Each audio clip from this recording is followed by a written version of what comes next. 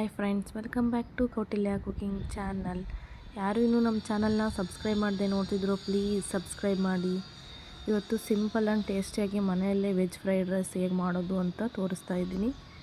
ನೋಡ್ಕೊಂಬರೋಣ ಬನ್ನಿ. ಮೊದಲು ಒಂದು ಗ್ಯಾಸ್ ಆನ್ ಮಾಡಿ ಕಡಾಯಿ ಇಟ್ಕೊಂಡು ಅದಕ್ಕೆ 2-3 ಸ್ಪೂನ್ ಆಗುವಷ್ಟು ಆಯಿಲ್ನ ಸೇರಿಸ್ಕೊತಾ ಇದ್ದೀನಿ.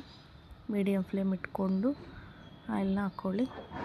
ಆಯಿಲ್ ಬಿಸಿ ಆದ ನಂತರ ಇದಕ್ಕೆ ಚಿಕ್ಕದಾಗಿ ಕಟ್ ಮಾಡ್ಕೊಂಡಿರೋ ಈರುಳ್ಳಿ, ಚಿಕ್ಕದಾಗಿ ಕಟ್ ಮಾಡ್ಕೊಂಡಿರೋ ಕ್ಯಾರೆಟ್, ಚಿಕ್ಕದಾಗಿ ಕಟ್ ಮಾಡ್ಕೊಂಡಿರೋ ಬೀನ್ಸ್ನ ಸೇರಿಸ್ಕೊಳ್ಳಿ.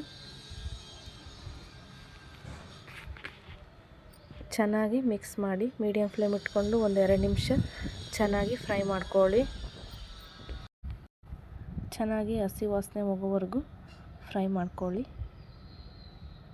ಮನೆಯಲ್ಲೇ ಕ್ವಿಕ್ಕಾಗಿ ಈಸಿಯಾಗಿ ಮಾಡ್ಕೋಬೋದು. ಮನೆಯಲ್ಲಿರೋ ತರಕಾರಿನ ಬಳಸ್ಕೊಂಡು ಈಸಿಯಾಗಿ ಮಾಡ್ಕೋಬೋದು. ನಂತರ ಇದಕ್ಕೆ 1 ಸ್ಪೂನ್ ಆಗುವಷ್ಟು ಶುಂಠಿ ಬೆಳ್ಳುಳ್ಳಿ ಪೇಸ್ಟ್ನ ಸೇರಿಸ್ಕೊತಾ ಇದ್ದೀನಿ. ಪೇಸ್ಟ್ ಮಾಡಿನೂ ಹಾಕ್ಕೋಬೋದು, ಇಲ್ಲಾಂದರೆ ಶುಂಠಿ ಬೆಳ್ಳುಳ್ಳಿನ ಚಿಕ್ಕದಾಗಿ ಕಟ್ ಮಾಡಿನೂ ಸೇರಿಸ್ಕೋಬೋದು.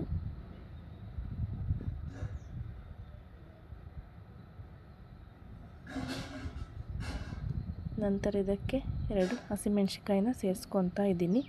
ನಿಮಗೆ ಖಾರ ಬೇಡ ಅಂದರೆ ಹಸಿಮೆಣ್ಸಿಕಾಯಿನ ಸ್ಕಿಪ್ ಮಾಡ್ಕೊಳ್ಳಿ. ನಂತರ ಇದಕ್ಕೆ ಚಿಕ್ಕದಾಗಿ ಕಟ್ ಮಾಡ್ಕೊಂಡಿರೋ 1 ದೊಡ್ಡ ಮೆಣಸಿನ್ಕಾಯಿ, ನಂತರ ಒಂದು ಸ್ವಲ್ಪ ಹಸಿ ಬಟಾಣಿನ ಸೇರಿಸ್ಕೊಂಡು ರುಚಿಗೆ ತಕ್ಕಷ್ಟು ಉಪ್ಪನ್ನ ಸೇರಿಸ್ಕೊತಾ ಇದ್ದೀನಿ. ಚೆನ್ನಾಗಿ ಮತ್ತೊಂದು ಸರಿ ಮಿಕ್ಸ್ ಮಾಡಿಕೊಂಡು 1 ನಿಮಿಷ ಚೆನ್ನಾಗಿ ಫ್ರೈ ಮಾಡ್ಕೊತಾ ಇದ್ದೀನಿ.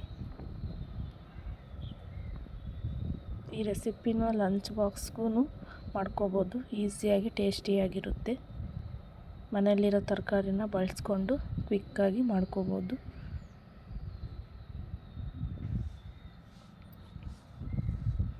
ನಂತರ ಲೋ ಫ್ಲೇಮ್ ಇಟ್ಕೊಂಡು ಮಾಡಿಟ್ಕೊಂಡಿರೋ ಅನ್ನನ ಸೇರಿಸ್ಕೊತಾ ಇದ್ದೀನಿ. ನೀವು ಮಿಕ್ಕಿರೋ ಅನ್ನ ಉಳಿದಿರೋ ಅನ್ನಕ್ಕೂ ಮಾಡ್ಕೋಬೋದು.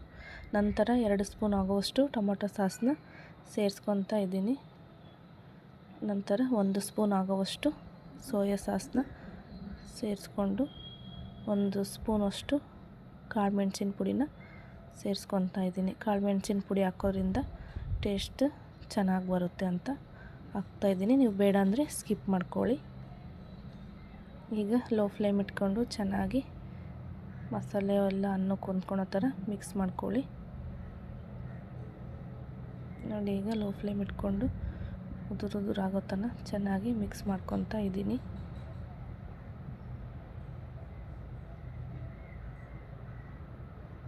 ಕೊನೆಯಲ್ಲಿ ಒಂದು ಸ್ವಲ್ಪ ಚಿಕ್ಕದಾಗಿ ಕಟ್ ಮಾಡ್ಕೊಂಡಿರೋ ಕೊತ್ತಂಬರಿ ಸೊಪ್ಪನ್ನ ಸೇರಿಸ್ಕೊಂಡು ಮಿಕ್ಸ್ ಮಾಡಿ ಗ್ಯಾಸ್ನ ಆಫ್ ಮಾಡಿಕೊಂಡ್ರೆ ಈಸಿ ಆ್ಯಂಡ್ ಟೇಸ್ಟಿಯಾಗಿರೋ ಸುಲಭವಾದ ವೆಜಿಟೇಬಲ್ ಫ್ರೈಡ್ ರೈಸ್ ರೆಡಿಯಾಗಿದೆ. ನೀವು ಮನೆಯಲ್ಲಿ ಯಾವ್ಯಾವ ತರಕಾರಿ ಇರುತ್ತೋ ಆ ತರಕಾರಿನ ಬಳಸ್ಕೊಂಡು ಇದನ್ನು ಮಾಡ್ಕೋಬೋದು. Thank you for watching. Please subscribe.